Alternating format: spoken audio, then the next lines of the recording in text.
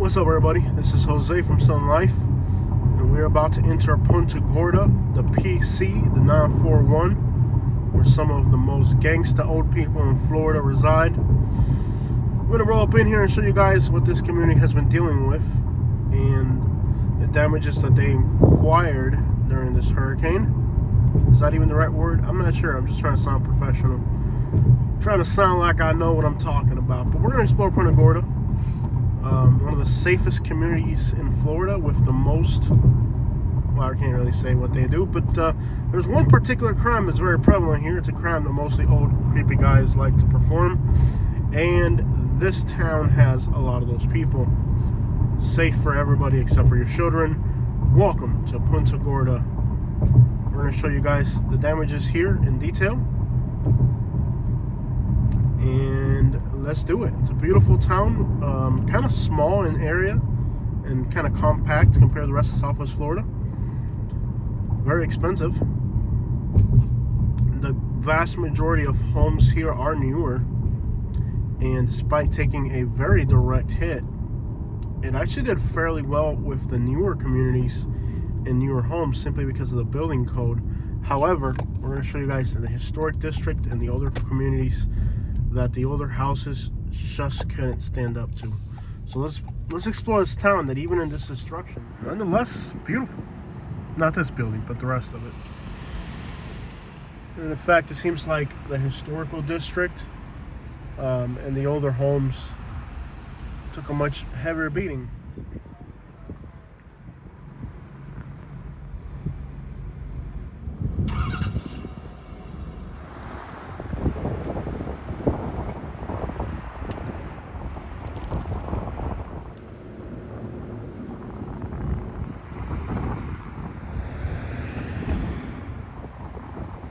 Now, we already did one Punta Gorda video, but it was mostly just a quick drive around right after the hurricane. So I want to go back and just take a little bit more time and examine everything a little bit closer. See this beautiful plant here. It's massive. Very large plant here. Huge. I mean, it's just, the size of this plant is so impressive. Let's take a quick look at this, guys. Just a majestic plant. I mean, it's huge. Pieces of roofing insulation and shingles are still scattered through most of downtown. And you want to be careful if you're walking around because there's nails in a lot of this stuff. Definitely be dangerous. Park closed until further notice.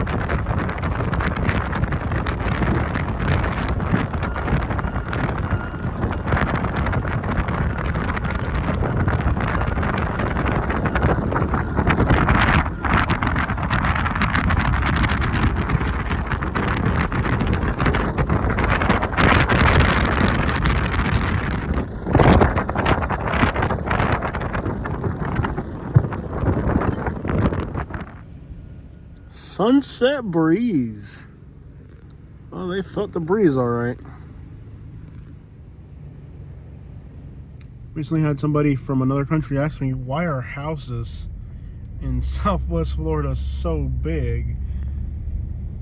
And I was like, because you gotta be the biggest house. You gotta have the biggest house. How are people gonna hate you if you're not extravagantly better than them?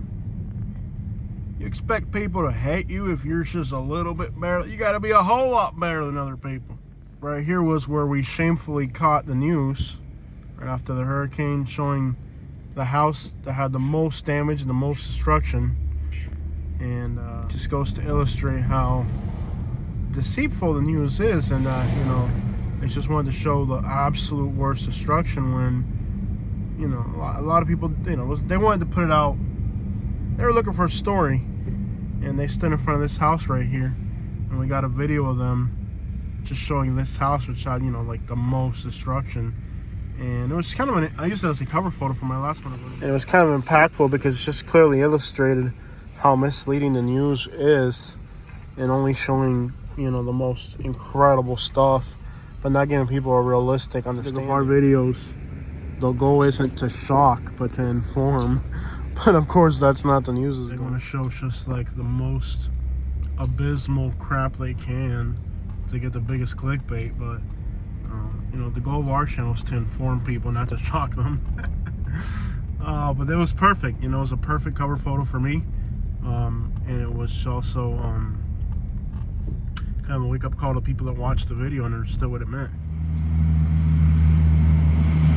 I would rather point a realistic, you know, realistic, even if it's not as catchy. I'm in this for the long haul. You still capture impactful footage. You can't put it out in a misleading fashion. You know what I mean? Like there's boundaries. I mean, for me there are, not for the news. But realistically, there are little tiny houses like this one that survived pretty well, and they're gonna be all right.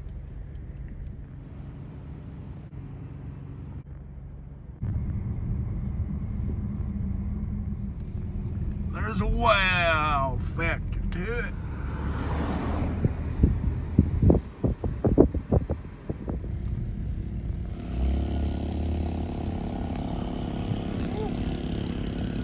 You get about $10 for that thing at the scrapyard. You talk about it's easy to be a crackhead. It's not easy to be a crackhead. You know how heavy it is to steal that sign? Now, Jose, you know that's not what he was doing. Why you gotta be like that, Jose? I'll tell you this about 239 people. People in the 239. I know you got your folks up there in Philadelphia and Kensington and Skid Row in Los Angeles. But let me tell you something about a 239 junkie, man. It could be a sign for a historical military museum. It could be a hospital. It could be somebody's, you know, artificial leg. If it's made out of aluminum. What you know about that, Kensington? Let me ask the people of Punta Gorda something. Have you guys considered getting rid of these stupid one-ways? I mean, your town doesn't have that much traffic to begin with. And you do have a lot of tourists like me who are not familiar with the landscape of the city. Wouldn't it make sense if you could actually get around your city a little bit better? Have you guys considered maybe like an engineer to look at your city's grid pattern and say, do we really need these one-ways and whatnot? What do you know about the 239 junkies, man? Oh, Kensington, Philadelphia. What do you know about the 239? What do you know about the military historical sign down there, that dang Garden Street, man? I tell you what, man, that 239, that dang old 941, 239, that thing just dang old Garden Street down there. All right, so let's take a look through what's like kind of a normal Punta Gorda neighborhood. You can see a lot of wind damage was the #1 factor that this area experienced. Now, other than the wind factor though, I will tell you, you know, these houses here in Punta Gorda are almost all newer, and you can see they're built up to an elevation code. I think they had some type of storm surge here, but it wasn't really like, it made it all the way inside most of these houses. And they're newer, kind of well built. And well, the vast majority of the residences here made it. Something about building codes, regulations, elevation requirements, wind zone requirements, and other laws have really helped. These houses here, they have roof tiles, but they're probably older.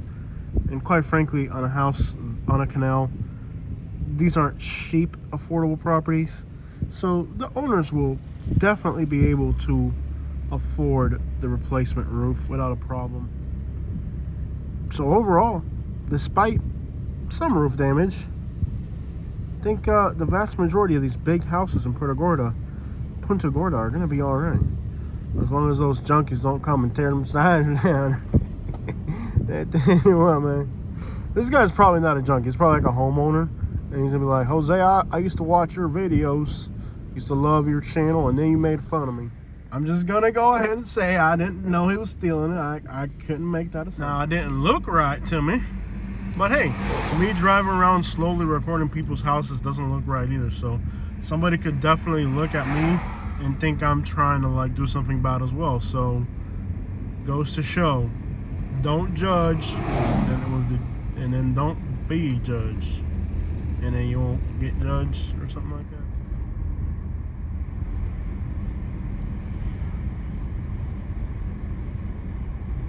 But definitely you can tell that the winds that came through here were serious. You know, you can definitely tell this area experienced very strong winds, but structurally the houses are made for it. And that's the thing about Florida that I've been emphasizing even before this hurricane. These are things we've been talking about even before this hurricane. That, you know, if you're poor, you're just gonna get the raw worst part of the deal. But you buy a big house up on a big hill with some new building codes and stuff, yeah, your whole first floor might get washed out, but that's just where you keep the golf clubs. It's not like your furniture in the, you know, on the main floor is gonna get wiped away. We've been talking about this for a while now. Nothing new there. It's nothing we haven't talked about on this channel. We've talked about this. And I am sure if you moved to Florida and you've been watching my videos, you would have taken advantage of some of Jose's recommendations, because they're showing to be quite useful now. But you're learning, and sometimes in life all you get is a lesson. That's all there is to learn from, a lesson.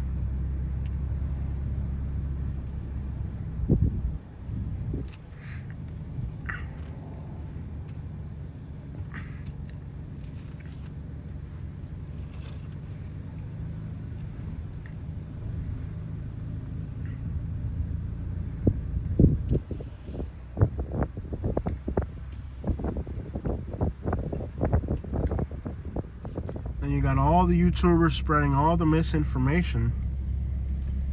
Guys, these properties in places like Punta Gorda, they're not going to have a massive decline, because they just got tested and they did really well.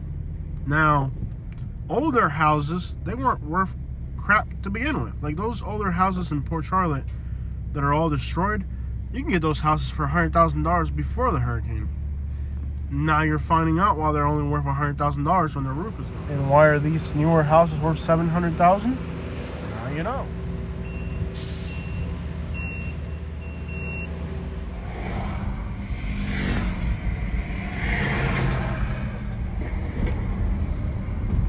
And that's the thing about real estate, you know, if you invest into something that's good and well built, and, you know, especially like when the whole community is well built, you know, then the whole community survives. But here in Punta Gorda, let me tell you, this was definitely not a joke. Just absorb and learn. Here's a smaller, older house. And here, right next to it, is a newer house. Can you tell the difference? Say it with me. This guy's from New York. And here we have another house where the roof. Undoubtedly, it was a beautiful, charming coastal home. But as we can see now, the roof is gone, and it's definitely not the same site as it was before. There's some strange architecture going on in this house right here. Definitely not your typical Florida home. A closer look will reveal the roof is gone. We are now on Donna Court with 2 ends.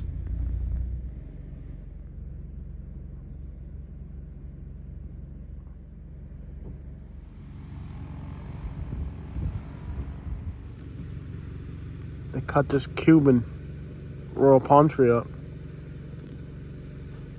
Are they always trying to cut Cuban royal palm trees up? It's Cuban, man. It was an island tree, but now it's gone. What a sad sight to behold. You only help but feel these people's pains and losing their property like this. You know, these were beautiful homes before, and they're going to be beautiful homes again because they're definitely going to rebuild. Might take some time and a little phone calls to the insurance company, but it'll be back to beautiful.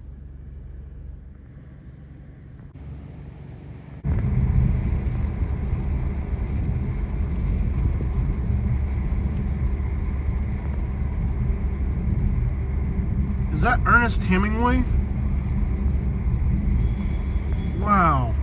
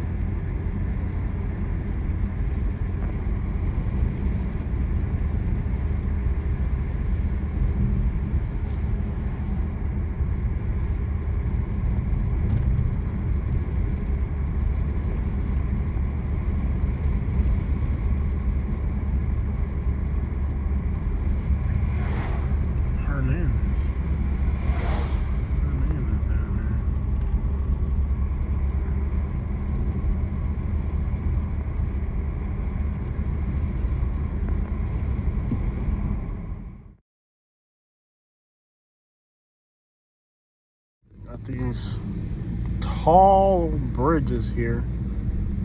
You gotta peek on over to get on the other side. Well, we're on the other side here. I've done videos here before the hurricane. Yeah, I've done videos here before the hurricane for sure. This looks really familiar.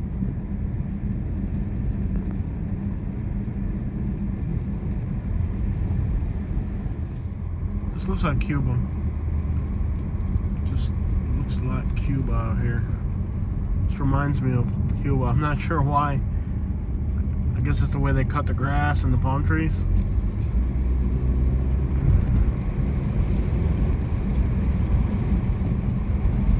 Very crappy day for recording. The lighting is just really off today. Man, do I need a porta potty. Not been able to see a single bathroom all day.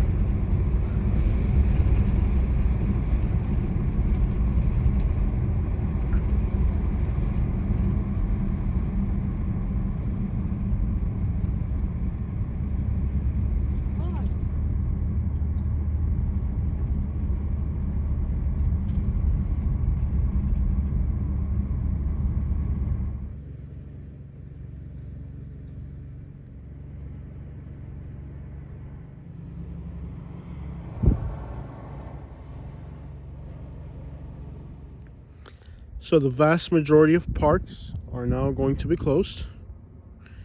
And that's pretty much the norm for most of Southwest Florida.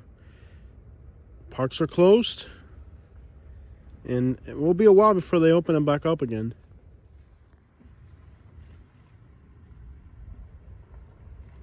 Well, like we've discussed in many videos before about Punta Gorda, the street names here are named after Spanish themes, like Via Paloma, which is Pigeon Way.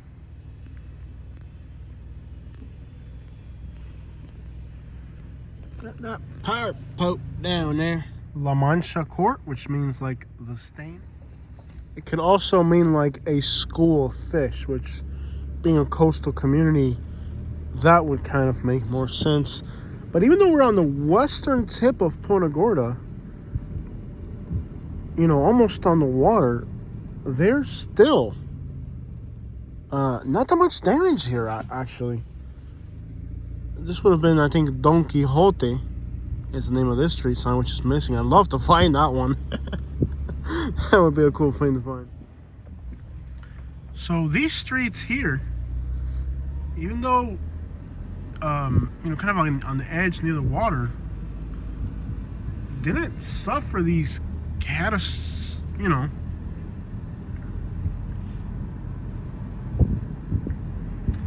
trying to stay away from the certain phrases. Yeah, I mean, most of this area is intact, and not too far from here is Port Charlotte, which, you know, it's just incredible how, you know, this little area here is almost back to normal, believe it or not. This doesn't look like, and they've got hit hard, but again,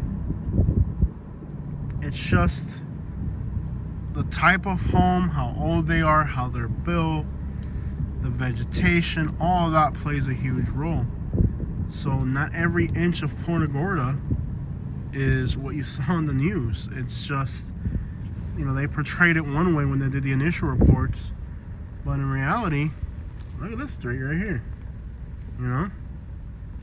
And please believe they got some winds through here. Let's see over there, they lost their post screen.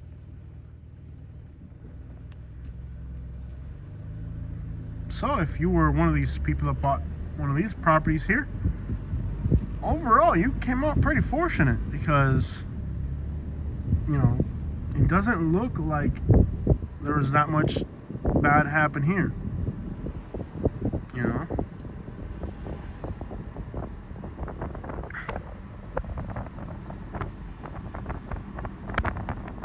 Solar panels randomly laying around. Oh, a nice little mailbox.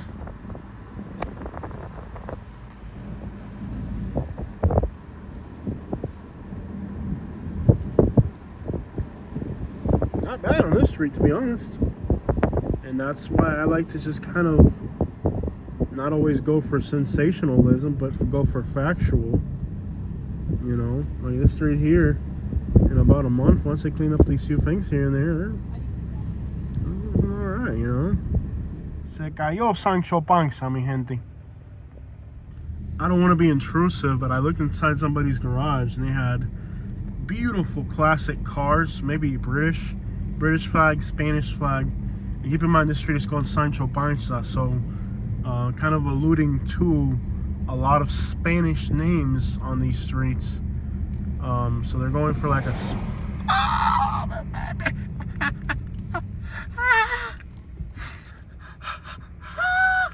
It's a Cadillac. I wonder how much they want for it. Katie's not here, I can buy it. First of all, I want to congratulate you for surviving Hurricane Ian. And next, I want to know how much your owner wants for you. Not the end of the world, some damages. And it's not like they didn't have winds come through here. They did have winds. You can see this garage door here buckle. It takes a good lot of wind to buckle a garage door like that. So this area did have winds.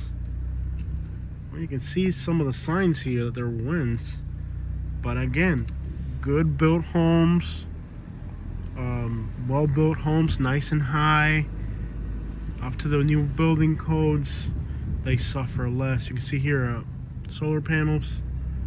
But I just want to show you guys the real situation in Punta Gorda, since some people just go for the sensationalism and they forget to tell the real story and give people like an accurate update on what's really happening out here. So yeah, there's as much good as there is. Dude, that is so cool. I don't like Volkswagens, but that's cool. This dude over here has got like a really cool British car in the garage.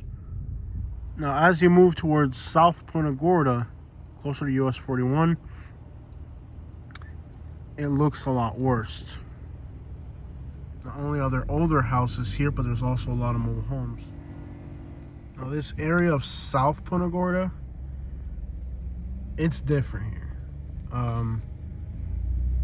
Even the trees kind of look more brown, indication that the winds here were more serious. So now you move into an area in southern Punta Gorda of definitely a more significant impact. You can tell just by looking at the vegetation that the wind here was stronger. Mobile home park's about half a mile away, but there's still roofing material from them here.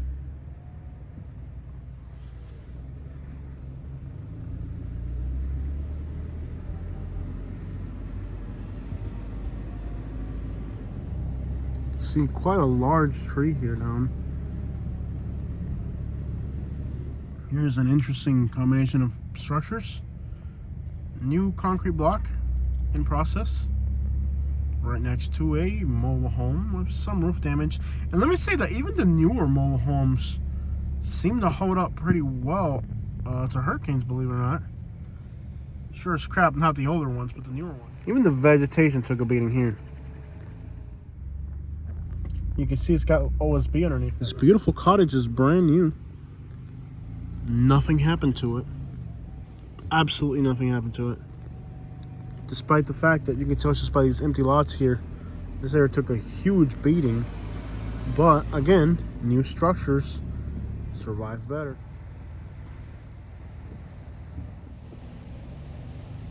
I think there's a lot we can learn from this hurricane on what we're doing right and what we're doing wrong in Florida.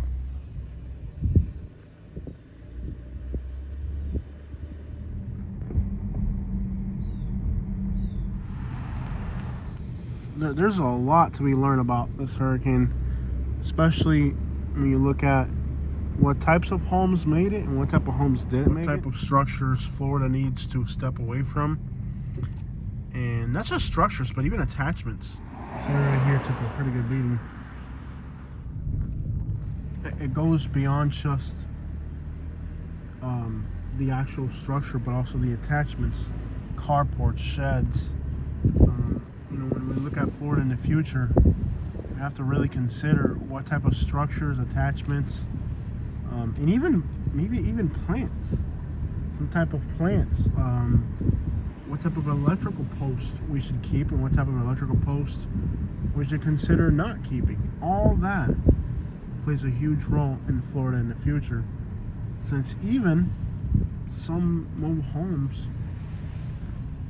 you know, newer mobile homes are gonna have, like this one here, just about no damage. So even like the newer mobile homes, seems like they hold up pretty well. Can't say the same for older mobile homes though. So I feel like when we examine the damage, we can get an idea of what Florida needs to do in the future and what it doesn't need to do in the future. And you know, a little piece of vinyl ripped off isn't bad. It's the structural damage that we have to look at and say, okay, this is catastrophic.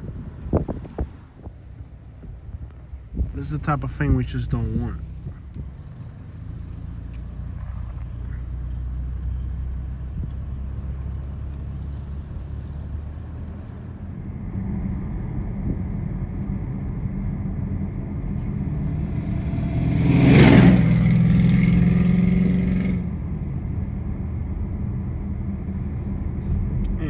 Punta Gorda isn't new at hurricanes. You know, they had Charlie come through here. So this is kind of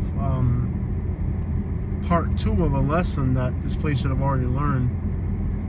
But unfortunately, there's just a vast number of mobile homes here in this area historically, and they still continue to make them.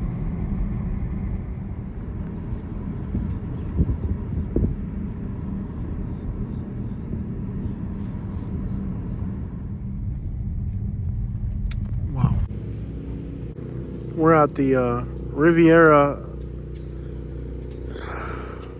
Bar and Grill, the oldest restaurant in Punta Gorda. that's waterfront. You can see here a difficult scene to look at.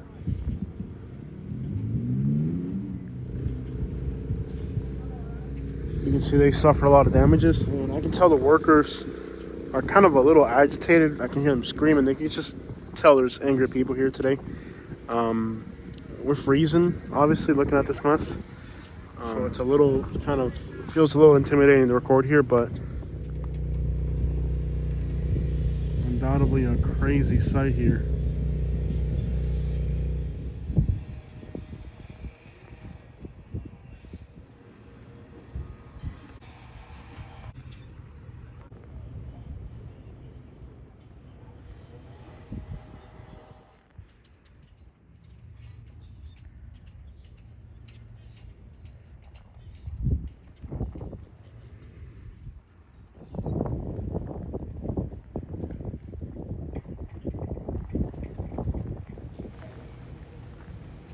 Coming from Montgomery, and I was heading over Montgomery, and I saw this guy walking down the road with a guitar, and I said, "Well, you got a long walk, but I can't help you."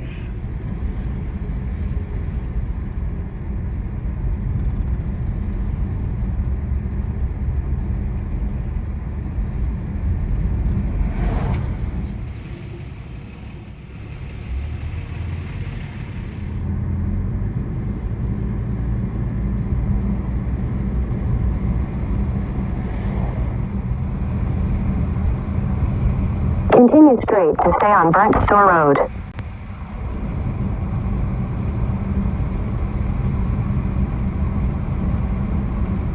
Continue on Burnt Store Road for 6 miles.